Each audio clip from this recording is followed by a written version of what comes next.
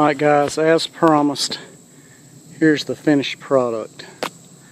I went to Asheville today early, and Wes spent all day, well, not all day, all morning putting this header on for me. Took time out of his day to do that for me, and I really appreciate it. And then Aaron tuned it for me with my Dynajet Power Vision, and so it's a beautiful system. Got the Rinehart Racing logo down here. Let's see, I don't know if you can read it or not. Looks like the light's reflecting off that pretty good, but that looks cool. It's a true dual system. The cross-under pipe on the factory system is like smashed in half, and this cross-under pipe is fully round. It's not got a crush in it at all, so it's got to be lots more performance. It's a true dual setup, and I mean, it looks gorgeous, and it sounds really good. So I guess what we'll do is fire her up. I've been home for quite a while. I washed it up and cleaned it up, so this should be a fairly cold start.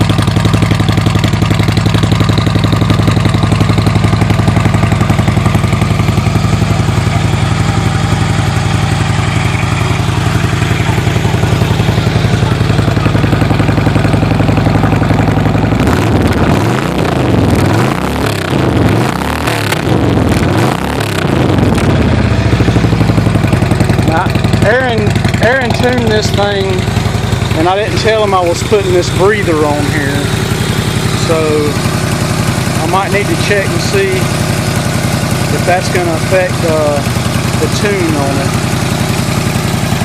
But I'm very happy.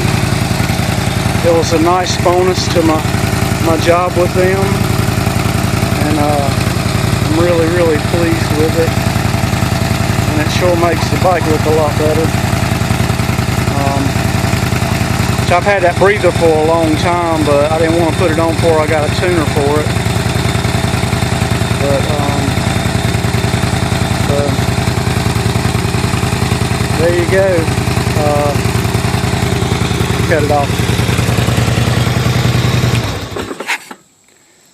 Yeah, I'm really happy with it. Oh man, it sounds good going on the road. And these end caps on these pipes are absolutely stunning. I mean, they're so pretty. Still got some water in them right now from where I washed my bike. I probably need to wipe them out, and I still need to. I mean, I just washed it. I hadn't done any detail work. It needs a good waxing, and it really needs some touch up on the paint work.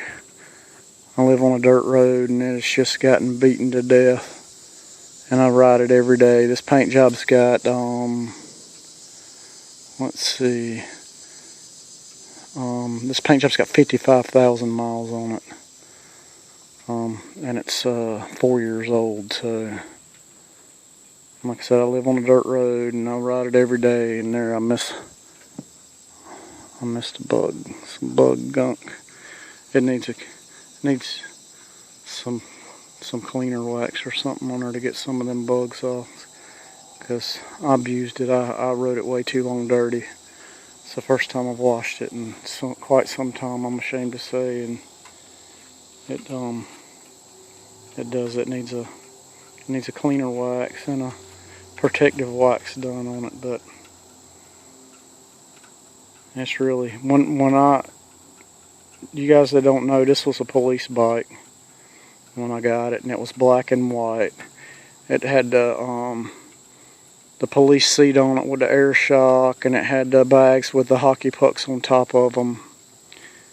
And I rode it like that for about 10 months and got tired of people slowing down in front of me. I started off with a set of these Enforcer wheels, which not this particular set, but a set of Enforcer wheels.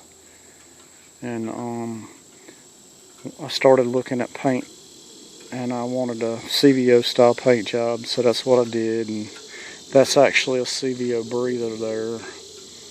I've got all my foot pegs and foot controls are Street Glide. The fenders and the tank actually come off a Street Glide, and this dash come off a Street Glide.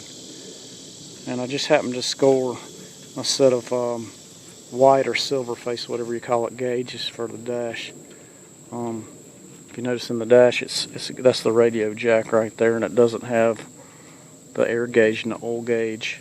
And then my controls got the cop controls on them.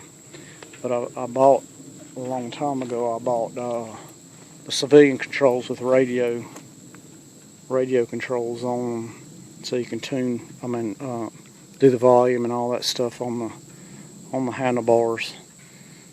But I've yet to put them on, and my stereo sense has quit working, so I get my new head unit and I'll change them controls and I'll change the gauges.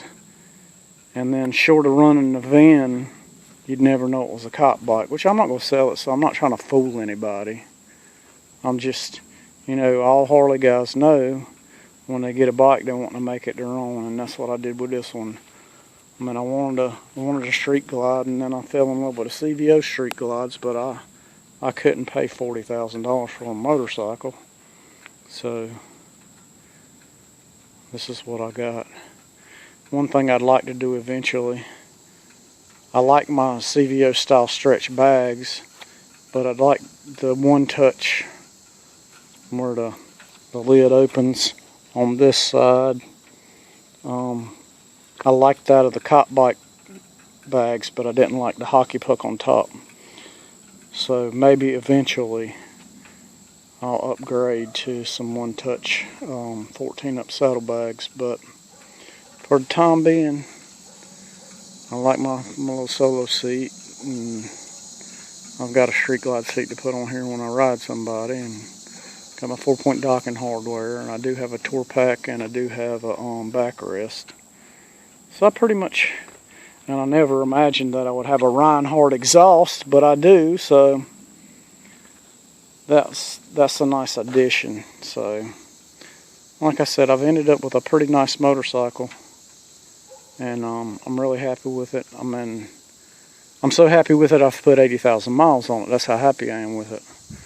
And I plan on putting quite a few more on it. I don't ever plan on getting rid of this bike. And I don't know, about 4 years ago, I got a deal on a 110 kit for this motorcycle, and one day I'll put it on there. But right now, it's a 103. It runs absolutely flawless, and I'm not messing with it. I've got that 110 kit, and I'll freshen it up when it needs it, and then I'll have a bigger motor, and I'll basically have me a poor man's CVO Street Glide.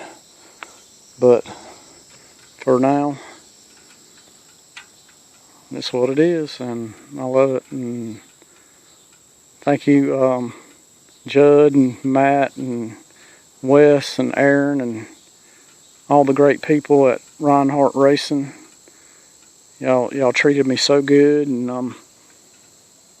I'm so happy to have had that experience, and I hope to do some more work with you guys in the future.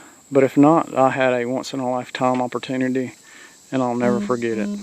So that's it for today. Appreciate y'all watching, and keep watching. I got more good stuff coming up. Appreciate it.